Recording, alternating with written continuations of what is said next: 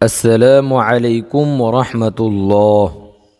প্রিয় শিক্ষার্থীবৃন্দ, সহজ পদ্ধতিতে কোরআন শিক্ষা কোর্সের তৃতীয় দিনের তৃতীয় পর্বে আপনাদের সকলকে জানাই স্বাগতম। গত ভিডিওতে অর্থাৎ গত পর্বে দ্বিতীয় নাম্বার পর্বে আমরা নাদিয়াতুল কোরআন কায়দার দ্বিতীয় পৃষ্ঠার অর্ধেক পড়েছিলাম, অর্থাৎ বা থেকে শিন পর্যন্ত আমরা হরফগুলো চিনেছি, হরফের দাঁতগুলো চিনেছি, কোন হরফটা কোন পজিশনে আসে, একটি আরবি শব্দে কোন হরফ কোথায় আসে এবং শুরুতে আসলে কেমন দেখতে হয়, মাঝখানে আসলে কেমন দেখতে হয়, সেই বিষয়গুলো কিন্তু আমরা শিখেছি।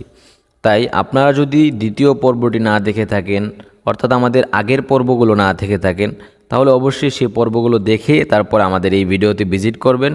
কেননা আপনারা যদি আগের ভিডিওগুলো না দেখে এই ভিডিওটি সরাসরি দেখা শুরু করেন, তাহলে কিন্তু আপনারা আমাদের ক্লাসের কিছুই বুঝবেন না এবং আপনাদের মাথায় ঢুকবে না।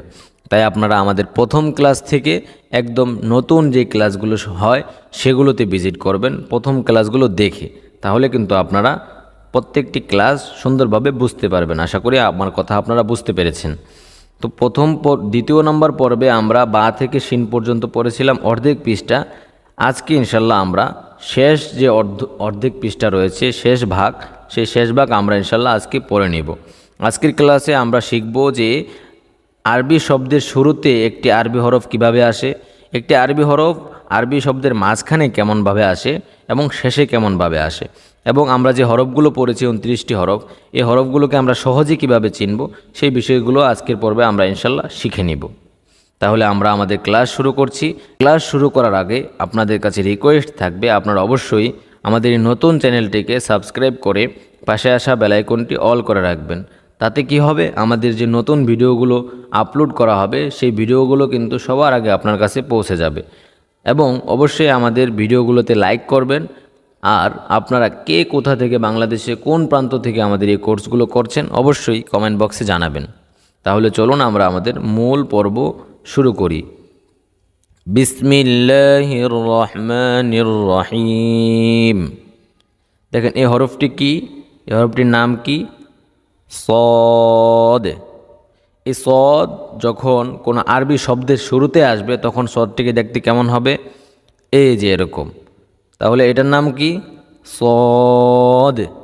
তাহলে যেহেতু এটা শব্দের শুরুতে আসে, তাহলে আমরা এই সদটাকে কি বলবো? শুরুর সদ। অর্থাৎ শব্দের শুরুতে এই সদ আসে, এই কারণে আমরা এই সদের নাম দিলাম কি? শুরুর সদ। অর্থাৎ শব্দের শুরুতে এই সদ আসে, তাহলে এটা কি? শুরুর সদ। মধ্যের সদ, শুরুর সদ, মধ্যের সদ। যদি কোনো শব্দের মাঝখানে এই সদ আসে, অর্থাৎ ডান দিকে একটি হরফ রয়েছে, বাম দিকে একটি হরফ রয়েছে, এই দুটি হরফের মাঝখানে যদি সদ আসে তাহলে সদটিকে দেখতে এমন হয়। দেখেন, ভালোভাবে খেয়াল করে দেখবেন, আপনারা প্রয়োজনে ভিডিওটিকে রোটেট করে নিন। তাহলে এটা কি? মধ্যের সদ। আবার পড়ি, শুরুর সদ, মধ্যের সদ। আর এই সদটা পরিপূর্ণ সদ, অর্থাৎ এই সদটি আমরা আলিফবাতে যেভাবে পড়েছি এভাবেই রয়েছে। এটাকে পরিপূর্ণ সদ বলবো এবং শেষের সদ বলবো। কোনো শব্দের শেষে যদি সদ আসে তাহলে সেই সদটি কিন্তু এরকমভাবেই আসে। তাহলে আমরা কিভাবে পড়লাম? শুরুর সদ, মধ্যের সদ, পরিপূর্ণ সদ অথবা শেষের সদ। ঠিক আছে? আরেকটি জিনিস আমরা খেয়াল রাখবো, এই সদ যে আমরা পড়েছি, সদের উপরে কিন্তু কোনো নোক্তা নেই। নোক্তা মানে এই যে গোল ফোঁটাটা দেখতে পাচ্ছেন আপনারা নিচে দদের উপরে, এই যে গোল ফোঁটাটা, এই ফোঁটাটা কিন্তু সদের উপর নেই বা নিচেও নেই, কোথাও নেই। তাহলে আমরা কি বলবো? নোক্তা ছাড়া সদ। নোক্তা ছাড়া সদ, শুরুর সদ, মধ্যের সদ, শেষের সদ। আরেকটা জিনিস খেয়াল রাখবো যে সদে কোনো নোক্তা নেই, অর্থাৎ নোক্তা ছাড়া সদ। তারপর শুরুর দদ, মধ্যের দদ, শেষের দদ।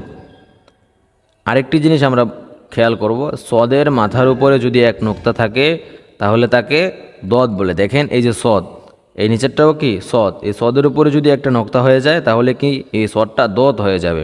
তাহলে আমরা এটাকে আবার কিভাবে পড়ব? সদের উপরে এক নোক্তা থাকলে দদ, সদের উপরে এক নোক্তা থাকলে দদ, নোক্তা ছাড়া সদ। ঠিক আছে? তারপর আইন। এটা হলো কি আইন। শুরুর আইন, শব্দের শুরুতে আইনটা এভাবে আসে, শুরুর আইন, এটাকে হামজা বলা যাবে না। শুরুর আইন, মধ্যের আইন, শেষের আইন। শুরুর আইন, মধ্যের আইন, পরিপূর্ণ আইন বা শেষের আইন। আরেকটি জিনিস খেয়াল রাখবো কি, আইনের উপরে কোনো নোক্তা নেই, নোক্তা ছাড়া আইন। ঠিক আছে, তারপর শুরুর গইন, মধ্যের গইন, শেষের গইন। শুরুর গইন, মধ্যের গইন, পরিপূর্ণ গইন বা শেষের গইন। এখন আমরা যদি একটু খেয়াল করি, এই আইন কিন্তু খালি, আইনের উপরে কোনো নোক্তা নেই, নোক্তা ছাড়া আইন।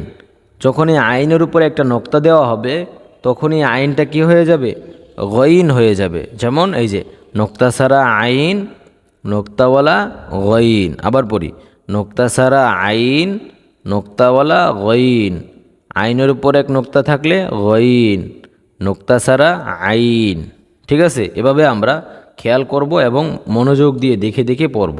তারপর শুরুর ফা, মধ্যের ফা, শেষের ফা এবং পরিপূর্ণ ফা। শুরুর ফা, মধ্যের ফা, শেষের ফা। আরেকটি জিনিস আমরা খেয়াল করি, এই যে ফা, এই গোল মাথা রয়েছে, এই গোল মাথার উপরে কয়টা নোক্তা রয়েছে, একটি নোক্তা।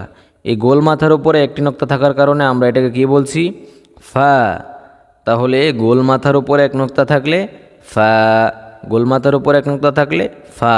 এবং শুরুর ফা, মধ্যের পা ফা, শুরুর ফা, মধ্যের ফা, শেষের ফা। তারপর শুরুর কফ, মধ্যের কফ, শেষের কফ। শুরুর কফ, মধ্যের কফ, শেষের কফ। আরেকটা জিনিস আমরা খেয়াল করব, সেটা হলো উপরে যে পড়েছিলাম, গোল মাথার উপরে এক নোক্তা থাকলে ফা, নিচেও একই এরকম দেখতে দেখেন।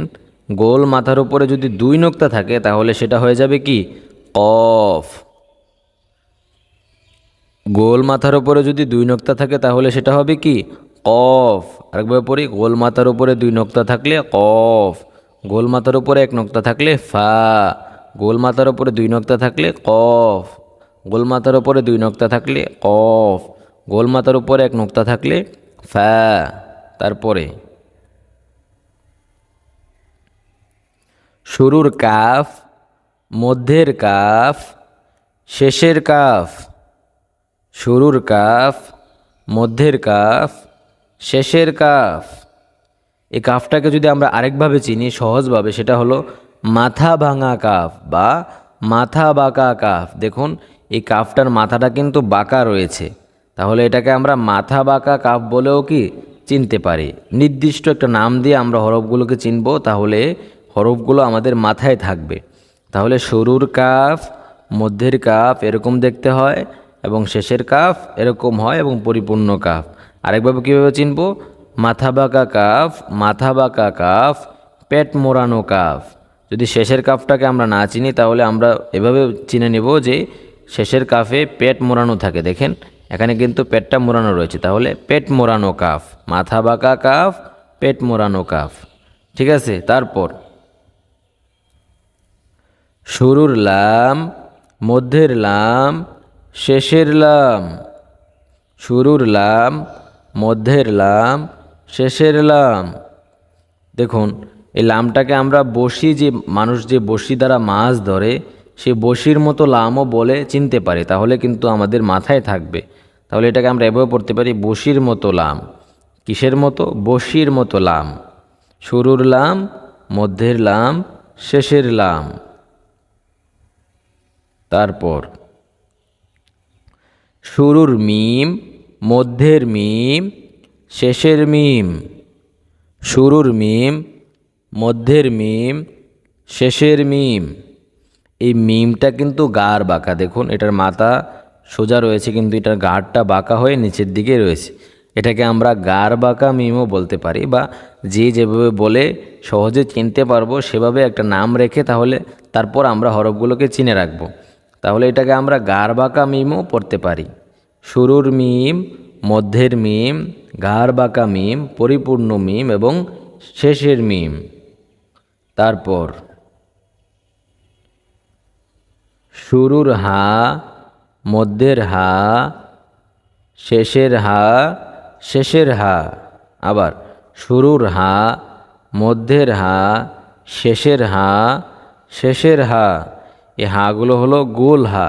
এগুলোকে আমরা, এই হাটাকে আমরা চশমার মতো হাও বলে মুখস্থ করে রাখতে পারি, যে চশমার মতো হা।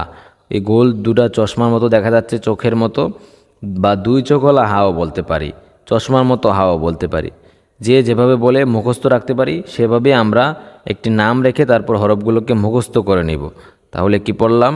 শুরুর হা, মধ্যের হা, শেষের হা, শেষের হা। এভাবে যদি আমরা প্রত্যেকটি হরফ বারবার দেখে দেখে, নাম দিয়ে দিয়ে, দাঁতগুলো চিনে, কোন হরফের উপরে কয়টা নোক্তা রয়েছে, কোন হরফের উপরে নোক্তা নেই, সেগুলো যদি আমরা খেয়াল করে করে পড়ি, আশা করি ইনশাআল্লাহ আপনারা হরফগুলোকে চিনে ফেলতে পারবেন। আর যদি হরফগুলোকে চিনে ফেলেন তাহলে কিন্তু আপনাদের জন্য কায়দা পড়াটা খুবই সহজ হয়ে যাবে, খুবই সহজ হয়ে যাবে। আপনি যদি হরফগুলো চিনে ফেলেন তাহলে আপনি বুঝতে পারবেন যে আপনি কতটুকু ফায়দা হাসিল করেছেন। তাই এই দুইটা পর্ব, দ্বিতীয় পর্ব এবং তৃতীয় নাম্বার পর্বেই কিন্তু আমাদের হরফ চেনার পর্ব। এই দুইটা পর্বকে আমরা মনোযোগ দিয়ে শিখব, পর্ব দেখব, তাহলে কিন্তু আমরা হরফগুলো চিনতে পারবো ইনশাল্লাহ। আগামী পর্বে আমরা কায়দার তৃতীয় নাম্বার পৃষ্ঠা পড়ব এবং সেখানে হরফগুলোকে আপনাদের পরীক্ষা নেওয়া হবে যে আপনারা হরফগুলোকে চিনতে পারছেন কিনা, এবং আমরা ইনশাল্লাহ হরফগুলোকে চিনিয়ে দিব। তাহলে এই ছিল আমাদের আজকের দিব। আর লম্বা করছি না, দেখা হচ্ছে সেখানে আরও গুরুত্বপূর্ণ ক্লাস হবে। তাই আপনারা সকলেই ভিডিওটিকে শেয়ার করে দিন এবং ক্লাসগুলো সবার আগে পেতে আবারও বলছি, চ্যানেলটিকে সাবস্ক্রাইব করে পাশে আসা বেল আইকনটি অল করে রাখুন। ভিডিওতে একটি লাইক করে দিবেন এবং কোথা থেকে আপনারা দেখছেন, ক্লাসগুলো করছেন, অবশ্যই আমাদের কমেন্ট বক্সে জানাবেন। দেখা হচ্ছে পরবর্তী পর্বে, কথা হচ্ছে পরবর্তী পর্বে। ততক্ষণ পর্যন্ত সকলে ভালো থাকুন, সুস্থ থাকুন, কোরআনের সাথে থাকুন, কোরআন শিখুন, নামাজ পড়ুন, দ্বীনের সাথে থাকুন। আসসালামু আলাইকুম ওয়া রাহমাতুল্লাহ।